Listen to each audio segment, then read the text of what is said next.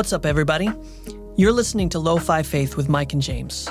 We're two guys who also happen to be pastors, doing our best to have open conversations about what it means to follow Jesus in today's world. Welcome back, everybody. In the studio with my boy Mikey D. Yo, what's up, James? Good to see you, man. Good to see you too. Yeah. How are you? Yeah, I'm good. Thanks for asking, by the way. Yeah. One of the few times I've actually wanted to know. Yeah. Well, I'm doing okay. I know that you recently had a holiday, James, and I've now recently had a holiday. You have? I have. Yes. I'm actually well aware of that because I've had to pick you up from the airport or drop you off at the airport at ungodly hours of the day. Ungodly hours. That's the right terminology but for sure. How was your holiday? Where did you go? What did you do? Yeah, it was good.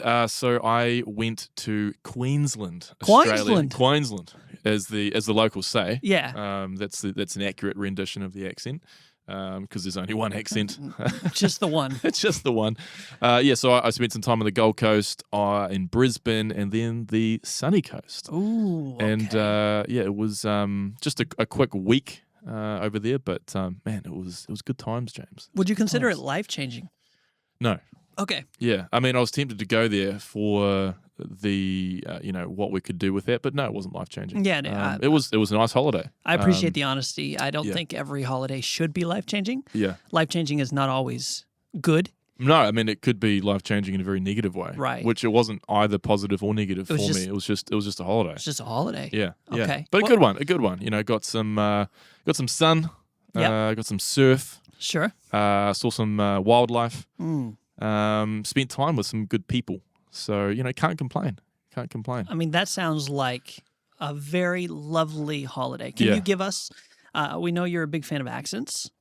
Of what, sorry? Accents. Oh, accents. I thought you said accidents. Sorry, accents. Your accent got the best of me. Yeah, big fan of accents. Yeah. Can you give us your Queensland accent? Absolutely, mate. Yeah, so I spent some time on the Goldie, Brisbane, and then the sunny coast. Up in Noosa, and mate, it was fantastic. Actually, beautiful sun, beautiful surf, and you know what, mate? I wouldn't trade it in for the world. It's a great place over there, great people, and just love it. Love it, mate. Mate, I kind of wish you could just do that for the entire rest of the episode. That would be a challenge. Actually, far better than your southern accent. Well, debatable. There's no debate. Oh man, I'm so tempted to try it right now. I'll give you 20 seconds. Well, I do declare it is just wonderful to see you, Jimmy, and I just cherish these times in the studio. And I'm looking forward to some of that Mama's deep dish chicken pot pie after this show. That's so painful. Also, what is deep dish chicken pot pie? But everyone in the South eats it. You should know. Everybody knows. Everyone. Yeah. If you're from the South of America, you know what deep dish chicken pot pie is. Mama makes it. Mama's famous recipe. I can't wait to go down to Mike's Mama's deep dish chicken pot pie restaurant. And where's that located, Mikey? But it's just it's at home, man. You don't need in the South. Every Southern mama knows how to cook some deep dish chicken pot pie, right? And it goes right along with some hominy grits, and also some what else we got here? I think I'm full. Maybe we should move on. I'd love though if you could please survey your Southern friends, like share this episode with them, and just get them to rate my performance. Okay, will do. That'd be great. I'll pass it on to my Southern friends, and if any of you listening happen to have friends from the South of the United States, please pass it on and ask them if it was as painful on their ears as it was on mine. Follow Lo-Fi Faith with Mike and James on Instagram to keep up with new episodes, behind-the-scenes content, and to join in on the conversation. Okay, well, moving right along from my, at this point, fair to say, highly controversial Southern accent. Unfortunate, yes. Let's get into our discussion for today, James. Now, I guess in setting this up, you remember that the first couple of episodes that we recorded for the show were on our personal stories of coming out of what we termed legalism. And one, I think, commonality between our experiences when we were more in that way of thinking was that it seemed like every decision you make was invested with eternal weight, right? Every single decision, like, should I do this or should I not do that? And it's not just like, oh, it's not necessarily a big deal. It was a big deal. Everything was a big deal. Can I listen to this style of music? Can I take this particular job? Can I eat this kind of food? Can I whatever? Is it okay to buy this pair of pants? Whatever, like everything was invested seemingly with eternal weight. And I think that part of the reason for that is that one of the things that a more fundamentalist and dare I say legalistic worldview, one of the things that it grants people is this idea that essentially everything is invested with some form of morality. Everything is attached to morality in some way. Everything is either right or wrong, right? And so with every decision you make, you kind of have to weigh it up and go, okay, what is the right decision here? It's almost like there's nothing that's just neutral. There's no middle ground. It's either good or it's bad. And so it leads to this way of thinking where everything is a big deal. Every decision is super important. And yeah, it comes with that eternal weight. Am I resonating with you at the moment? Well, I quite like that mentality, Mike, because I'm right and you're wrong. Oh, so you've still got that mentality. I see. I think we should double down on that mentality. Okay. So that makes should we retitle episode 2, which was called "I Used to Be a Legalist" Part 2 to "I'm Still a Legalist"? No. See, again, I used to be a legalist. I still am, but I used to be too. Okay, right. Well, I'll get into. If you could just add that in. I'll change that. Yep. No, I think that this is.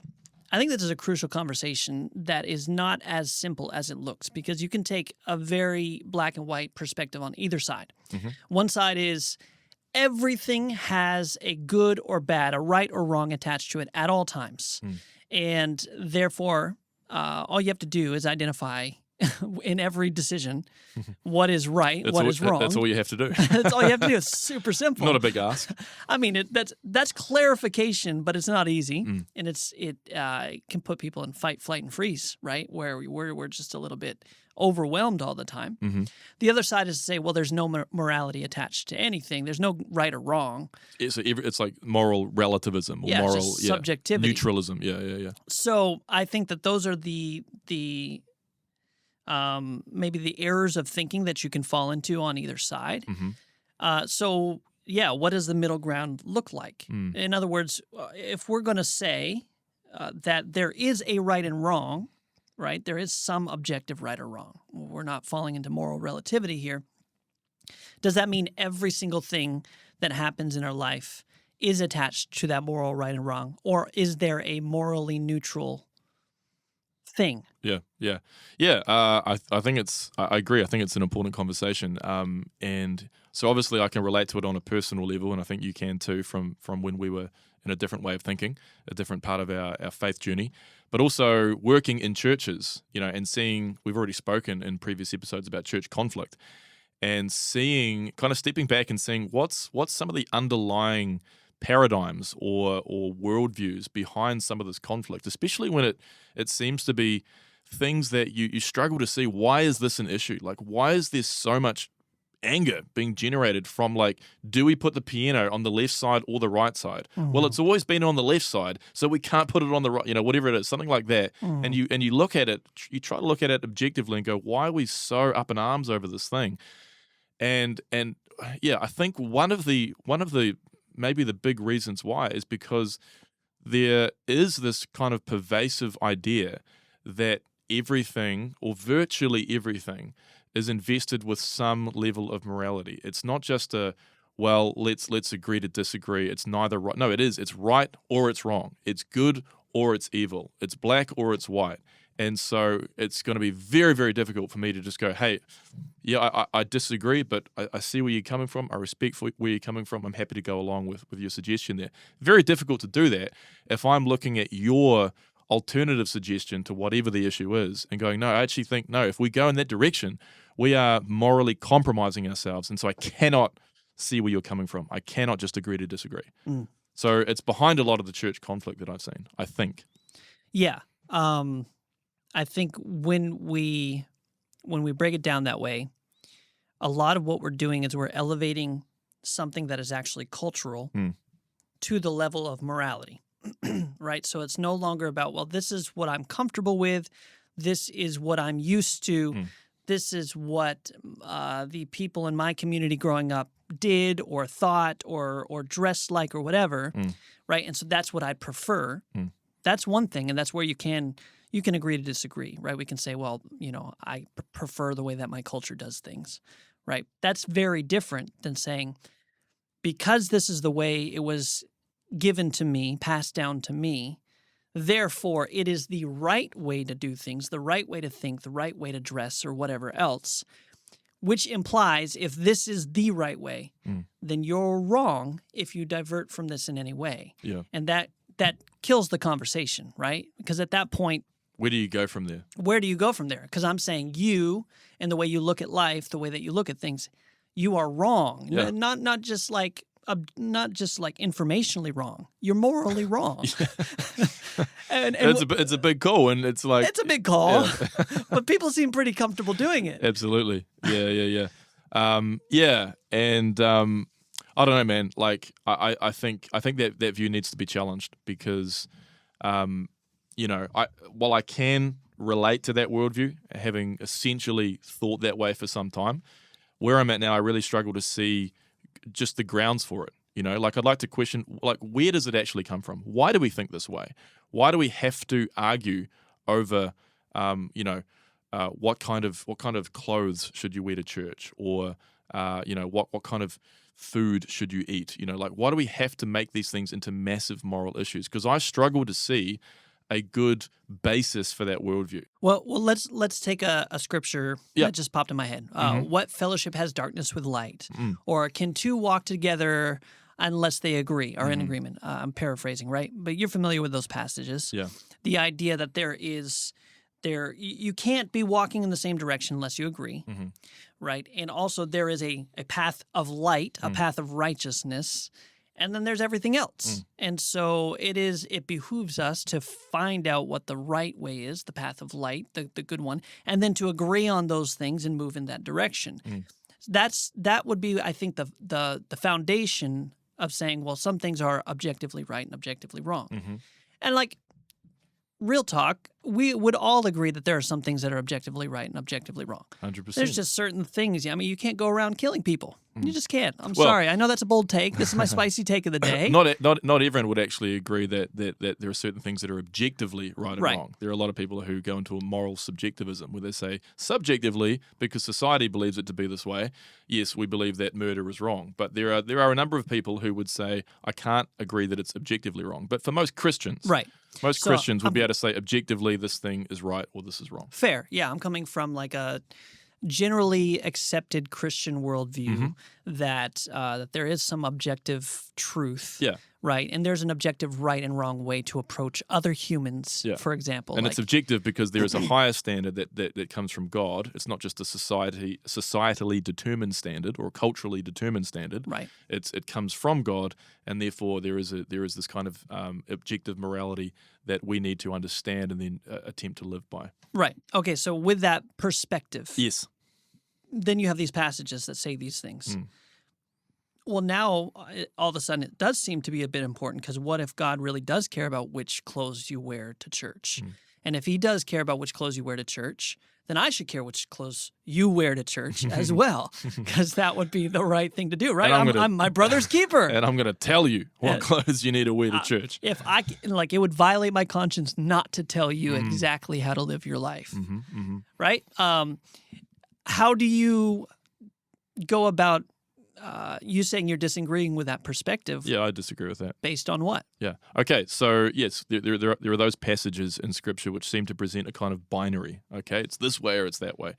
And I'm in full agreement that there are good things and there are bad things. There are things that are right, there are things that are wrong.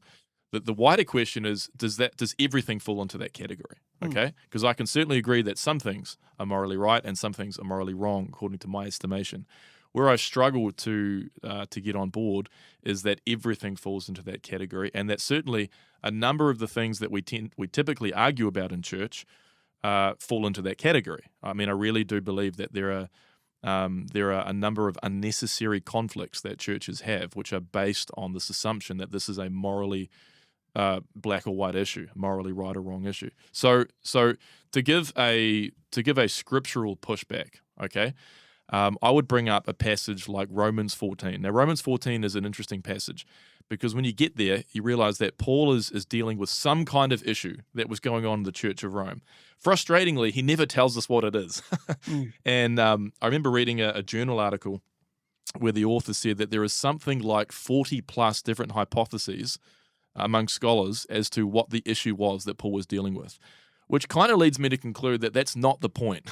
Like we can spill a lot of ink on trying to figure out what exactly was the issue there, but I actually don't think that's the main point of that passage. I think what we can take away from that passage are much larger principles that deal with how we interact with one another. But basically, Paul is dealing with some kind of issue that has to do with something to do with food, and something to do with certain days that some people were either observing or they were not observing. They were either eating or they weren't eating. And these issues seem to be intertwined. So there's a number of different ideas. Were these certain festival days where fasting was encouraged? We don't really know.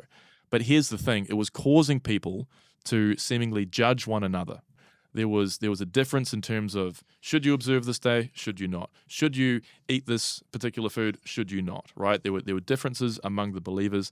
Interestingly, Paul never comes out and says, hey, by the way, you guys are the ones who've got it right here, and you guys are the ones who've got it wrong, right? He never really goes there. He deals with, rather, how people were treating one another, okay? And he makes that the larger issue. So he seems to treat the actual issue as something that is morally neutral, and instead says, look, the most important thing here is how you disagree. Refrain from judgment and learn to respect the consciences of each other. What's really interesting about that, too, is he does say that there is a morally right and wrong. One is how you're treating each other, but the other is whether or not what you're doing is in violation of your own conscience, right? So I'm reading the end of Romans 14. Verse 22 says, whatever you believe about these things, keep between yourself and God, which is some good advice. Can you read that verse again, please? Whatever you believe about these things, keep between yourself and God. Love that. Blessed is the one who does not condemn himself by what he approves. Okay, so he's saying, like, look, you're going to have to make your own moral judgments. You have to follow your conscience on these things. Now, would that be objective morality, or would that be a more subjective approach to this issue? Well, look at verse 23. It says, but whoever has doubts is condemned if they eat, because their eating is not from faith. Everything that does not come from faith is sin. This is from the NIV version. So I think it's really interesting that what Paul is saying is, like, you have got, like, Christianity is a community, and at the same time there's this deep individual connection between you and God that is supposed to be spirit-led, and ultimately, at the end of the day, that's that introspective work, that looking at your own heart, looking at your own areas of growth, right, where you're falling short of the glory of God. That's the work to be done. We come together in community to kind of share where we're falling short, not where the other people are falling short. Okay. Imagine if you had a community that was much more focused on that internal spiritual growth, as opposed to feeling like I need to make sure you grow according to my conscience. Yeah. Right? So his point is, like in eating, for example, some people think eating this is a sin, some people do not. And like you said, he doesn't actually take a very clear stance in this particular passage. What he says is, don't cause people to stumble. In other words, don't do it in their face. If it really bothers them and violates their conscience, and then you're doing it in front of them anyway, you're the problem, right? And then on the other side, don't just fall in line with what they say is wrong just because they say it's wrong. Because then you're violating your own conscience. You're doing it based on doubt, which is not of faith. That's quite an interesting set of guardrails, right? Yeah. And quite different from how we generally approach these issues. Yeah, because generally we are looking for, okay, what is the answer? Is it right or is it wrong? Paul doesn't go there, but he speaks to a larger issue among about how we are interacting and living out this community of faith. You're listening to Lo-Fi Faith with Mike and James. Okay. You got a comment? Yep. Yeah, well, I'm just a little curious about this. Say we follow these principles. That works well in the individual life a little bit, right? You do you, I do me, we come together, we worship, that's great. But like, who gets to decide the worship style? Who gets to decide which worship music gets played? Which instruments are allowed to be up front? Who gets to decide the setup of the church building? I think that's where the rubber meets the road, because it's all well and good for us to keep our ideas to ourselves, but someone at the end of the day has to make a decision about how we corporately spend time together. How do you do that with a principle like we were finding in Romans 14? Yeah, well, that's a really good question. I think this goes back to some of the questions we were discussing when it comes to church conflict, and I don't think there are easy answers here. But I do think it's worth having the discussion on this particular issue, because I think digging into this, we can maybe start to get some more clarity on, look, are the issues we're arguing over, are they inherently moral in nature, right? Is there some objective moral standard that is speaking specifically to this issue or not? Right. Because if there isn't, and if we can at least start to have that conversation and start to get a little bit more understanding on that, then that could potentially diffuse some situations that I think could do with some diffusing. Yeah. I do want to bring up another passage before we have to wrap up, and that's 1 Corinthians chapter 8. Here, same author Paul is dealing with an issue, and here he tells us exactly what it is. Right, the first line says, "Now concerning food offered to idols." Okay, so people were going to the markets and they were purchasing meat from the markets that they were going to go and eat, right?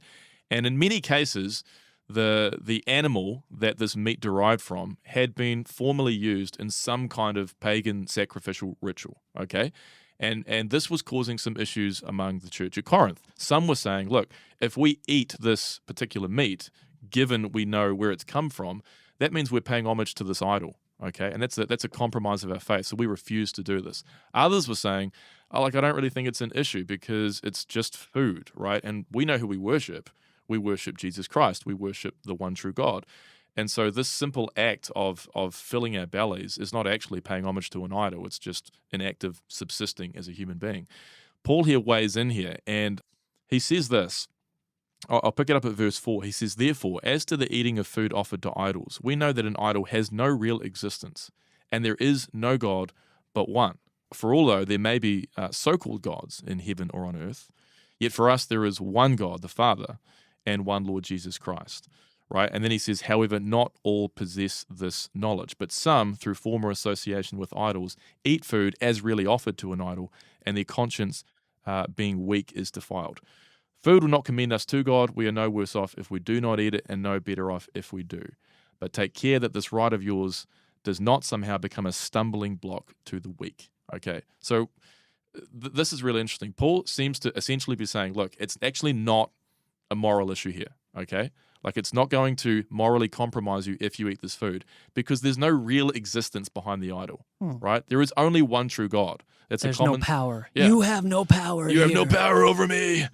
So really, look, there's only one true God, right? So yes, we understand this lamb, this deer, whatever it was used in a sacrificial ritual, but the idol that it was offered to doesn't exist, okay? And so eating this meat that was used in that ritual is not some kind of respect or adoration or allegiance to this God, because it doesn't exist. There's one true God. So that's the first interesting point. Paul, and you can agree or disagree with this, James, I'm interested to hear your take, seems to treat this issue as morally neutral. The issue in itself of eating this food sacrificed to idols. What are your thoughts on that? Yeah, that does seem to be the direction he's taking here, right? That it doesn't, he says this with circumcision in another place, right? Mm-hmm. Circumcision or no circumcision, that's not really the important thing. What matters is faith expressing itself through love. Mm-hmm. I think that's in Galatians. Yep. But it's the same basic idea. We're arguing over, and seriously arguing over. In fact, people were cutting each other off. Yeah. They were breaking the community apart over food sacrificed to idols, over circumcision or uncircumcision. And Paul's like, you're missing the whole point. That's right. Verse 9, "Take care that this right of yours does not somehow become a stumbling block to the weak." So again, it comes back to how are we interacting with the people that we disagree with? It comes back to community concerns rather than is this particular issue right or wrong objectively. Yeah. He seems to say it's neither. Yeah. The bigger issue is how are you going to treat the person who disagrees with you? Yeah, and it's interesting, right? Because nobody ever wants to identify themselves as the weak party. Mm-hmm. But if we consider the people who have, lived this Christian life longer, and sometimes we can be filled with a little bit more pride. We've been in church a lot more than these other people, whatever. Well, then we might consider ourselves the stronger ones. And if that's the case, then we actually need to set aside sometimes some of our own convictions on behalf of people who God is working with, who are just now being introduced to him and the goodness of God and the beauty of the gospel. And we can actually tear apart what God is doing by insisting on having our own way, right? Where if we see these people as the weak people, the people of weak faith, we need to be careful not to violate their conscience when they're doing the best they can to just understand the basics of some of the stuff that we've spent years and years studying. Yeah. So, yeah, it seems at the end of the day, there are a lot of issues, according to Paul, that are not morally right or wrong, but how we go about them is morally right or wrong. And so much of it really is about do not violate your own conscience. Also, do your best not to cause somebody else to stumble. Live life according to the principles of God to the best of your ability, and not trying to make tests of fellowship of everything else. Very well said, James. I don't have much to add. I can see time is ticking away. So let's wrap up for now, and maybe we'll in some ways continue this discussion in the next episode. Thanks for hanging out with us on Lo-Fi Faith. If something resonated with you today, we'd love it if you shared the show with a friend. You can catch up on past episodes at plains.org.nz and subscribe on Spotify, Apple Podcasts, and YouTube, or wherever you get your podcasts. We'll be back with a fresh episode in 2 weeks. See you then.